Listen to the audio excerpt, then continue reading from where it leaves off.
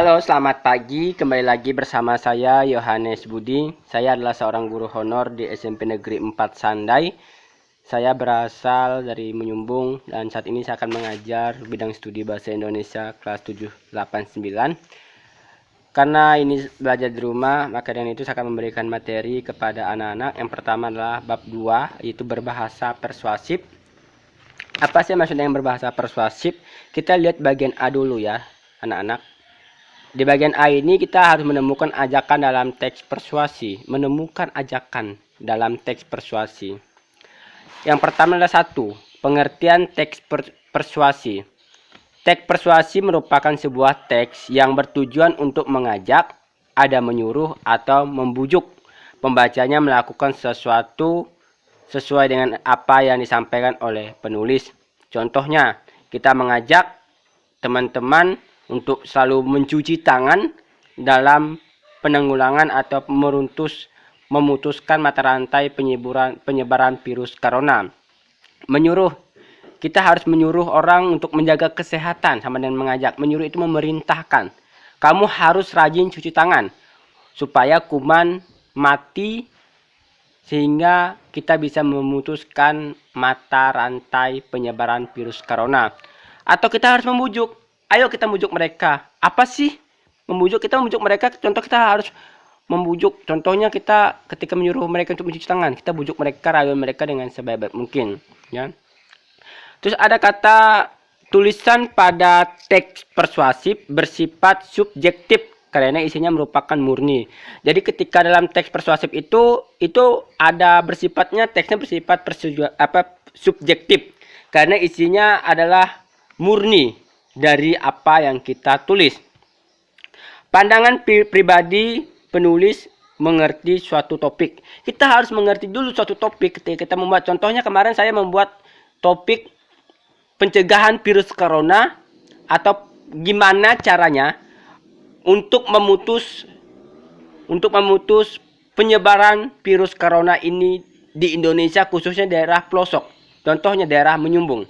Di Menyumbung ini kita harus memutuskan mata penyebaran virus corona. Yang pertama apa? Ketika saudara-saudari dari Sandai maupun dari Randu Jungkal dari mana, mereka terlebih dahulu harus ke posko, mencuci tangan dan juga penyemprotan kepada sepeda motor, bukan kepada manusia. Ya, itu penyemprotan.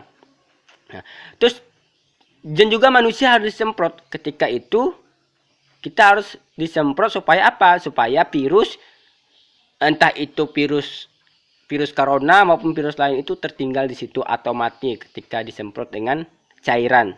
Ya, cairan apa saya nggak tahu karena saya tidak terlalu begitu mengerti. Maka di dalam teks persuasi ditemukan data-data pendukung lain untuk mendukung tulisan tersebut sehingga pembaca tidak ragu untuk melakukan apa yang ditulis oleh penulis. Contohnya, ketika kita menulis tentang sejarah, ya, tentang sejarah terjadinya atau sejarah virus corona di Indonesia, kita harus benar-benar menentukan topik, tujuan itu apa, sehingga para pembaca itu berminat untuk membaca. Ya, kita harus benar-benar mengambil hati pembaca, sehingga apa yang kita tulis ini laku atau laris untuk dibaca orang, sehingga bahasa juga harus menggunakan bahasa yang mudah dimengerti. Ya. Ada lagi kata dalam teks persuasi ditemukan data-data pendukung lainnya yang bersifat memiliki tersebut sehingga pembaca tidak ragu untuk melakukan apa yang ditulis oleh penulis.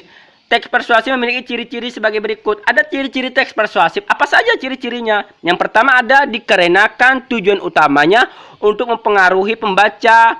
Paragraf persuasif memiliki alasan-alasan yang kuat disertai dengan data dan fakta. Ya, ketika kita membuat teks persuasif, kita harus memiliki alasan. Kenapa kita menulis ini topiknya pandemi virus corona? Apa alasan kita? Apa sih sebenarnya alasan dari topik ini? Alasan kita adalah ya, karena ini ramai dibincangkan oleh seluruh masyarakat Indonesia, ya. Dan juga ada disertai dengan alasan atau data yang sangat akurat. Contohnya, ketika tanggal 4 Mei, berapa sih jumlah yang positif, berapa sih jumlah yang sembuh, itu harus sesuai dengan data, dengan tabel, dengan grafik. Sehingga orang mudah untuk memahaminya, ya. Dan juga harus sesuai dengan fakta yang benar terjadi di Indonesia, bukan yang hoax. Contohnya, Indonesia saat ini mencapai 243,347 orang yang positif atau yang sembuh 2.379 yang sembuh. Yang meninggal 989, hampir mendekati 1.000. Ya, itu harus contoh data yang fakta. Yang kedua ada apa saja? Ada paragraf. Paragraf ini berusaha meyakinkan pembaca untuk melakukan atau mempercayai yang ditulis oleh penulis ya. Paragraf itu kita harus benar-benar meyakinkan pembaca untuk mengerti apa yang kita tulis, apa yang kita buat ya. Jangan hanya kita membuat tulisan tapi kita tidak mengerti letak paragrafnya. Ya, paragraf utama itu apa? Seandainya pencegahan virus corona di Indonesia, ya, pemutusan mata rantai penyebaran virus corona, maka dan itu pemerintah ya menerbitkan peraturan-peraturan yang sesuai dengan Undang-Undang Dasar ya atau Undang-Undang Dasar 1945. Ya, contohnya apa? Sekolah diliburkan, gereja di-stopkan sementara untuk beribadah, untuk sembahyang, masjid di-stopkan untuk beribadah ya. Teman-teman yang lain juga men-stopkan diri untuk ke tempat umum. Lebih baik kita beribadah di rumah. Itu paragraf yang intinya. Ya. Yang bagian C itu ada apa saja? Paragraf persuasi banyak menggunakan kata-kata ajakan seperti ayo, mari, lakukan, dan lain-lain ya. Ayo kita sama-sama mencuci tangan. Ayo kita pelajari hidup sehat sehingga penyakit virus ini bisa putus dan tidak bisa menyebar kepada kita ya. Mari lakukan hal yang positif, berpikir secara positif. Jangan hanya berpikiran yang negatif, tapi berpikirlah secara positif sehingga pemerintah cepat menangani kasus virus corona ini. Yang kedua, lakukanlah. Mari kita melakukan kerja bakti sosial lingkungan sekitar kita, kecamatan kita, kabupaten kita, desa kita. Jangan hanya lakukanlah, tapi hanya perintah. Tetapi kita sendiri tidak melakukan, tidak bisa menjaga kebersihan. Sama dengan kata mari dan juga ayo. Bagian D, persuasif mempunyai paragraf persuasif biasanya menghindari konflik agar kepercayaan pembacanya tidak hilang dan supaya kesepakatan pendapat antara penulis dan pembaca tercapai ya. Jadi ketika kita membuat paragraf itu kita harus benar-benar harus kita hindari konflik ya, konflik. Contohnya apa? Seandainya ini bantuan untuk seluruh rakyat Indonesia yang diagendakan atau yang disuruh Pak Jokowi untuk setiap per kakak itu 600.000 per orang. Ketika kita membuat catatan paragraf, bantuan ini bertujuan untuk apa? Ya, bantuan ini bertujuan untuk mensejahterakan masyarakat yang terkena virus corona ataupun yang terhimba supaya apa? Supaya masyarakatnya tidak mati kelaparan, ya. Tidak mati kelaparan, tidak begitu pening mencari barang atau untuk membeli kebutuhan pokok karena harga sekarang ini meningkat dan juga harga karet menurun, ya. Jadi kita tidak boleh seandainya kita hanya berpihak, saya akan memberikan bantuan ini kepada orang yang sangat membutuhkan atau kita pilih kasih, tidak boleh ya. Karena Pak Jokowi menganjurkan bahwa kita harus membagikan bantuan dana desa ini kepada masyarakat, seluruh masyarakat, kecuali yang tidak dapat itu hanya PNS, kontrak perangkat desa dan juga kontrak daerah ya. Itu tidak mendapatkan bantuan. Tapi kalau masyarakat kecil yang terhimbas oleh penyakit virus corona itu wajib mendapatkan bantuan. Ya.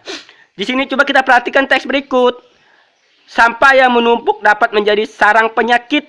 Hal ini dikarenakan virus dan bakteri lainnya menyukai tempat-tempat yang sangat kotor dan bau untuk berkembang biak. Mereka akan berkembang biak dan menyebar melalui udara. Virus dan bakteri inilah yang nantinya akan terhirup oleh manusia sehingga kita bisa terjangkit beberapa penyakit seperti disentri dan demam. Selain itu, sampah yang menumpuk akan menimbulkan bau yang tidak sedap sehingga mengundang lalat untuk hinggap di makanan kita.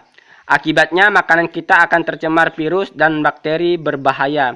Apabila kita mengonsumsi makanan, kita akan terkena penyakit seperti disentri, diare, gangguan pencernaan, dan masih banyak lagi penyakit. Oleh karena itu, buanglah sampah pada tempatnya agar tidak menjadi sarang bagi virus dan bakteri. Teks di atas menyampaikan ajakan kepada pembaca. Ajakan itu ditunjukkan kepada semua orang untuk membuang sampah pada tempatnya, agar tidak menjadi sarang virus dan bakteri. Namun sebelum menyampaikan ajakan itu, penulis mengemukakan sejumlah pendapat yang bisa mengantar pembaca untuk mau mengikuti ajakannya. Dengan karakteristik tersebut, teks di atas digolongkan ke dalam teks persuasi. Teks tersebut berisi ajakan atau bujukan. Pernyataan-pernyataan di dalam teks tersebut mendorong seorang untuk mengikuti harapan atau keinginan-keinginan penulis. Dengan demikian, di dalam teks persuasi terdapat pendapat-pendapat seperti halnya di dalam teks argumentatif. Mungkin pula tersaji fakta. Di dalam teks persuasi, baik pendapat ataupun fakta digunakan dalam rangka mempengaruhi pembaca agar mau mengikuti baik pendapat atau fakta untuk mempengaruhi pembaca agar mau mengikuti bujukan-bujukan itu. Ya, baik, dengan inilah pelajaran materi kita tentang teks persuasif yang bagian A, menemukan ajakan dalam teks persuasif. Selamat belajar, selalu di rumah dan jaga kesehatan. Mari kita putus rantai penyebaran virus corona. Merdeka!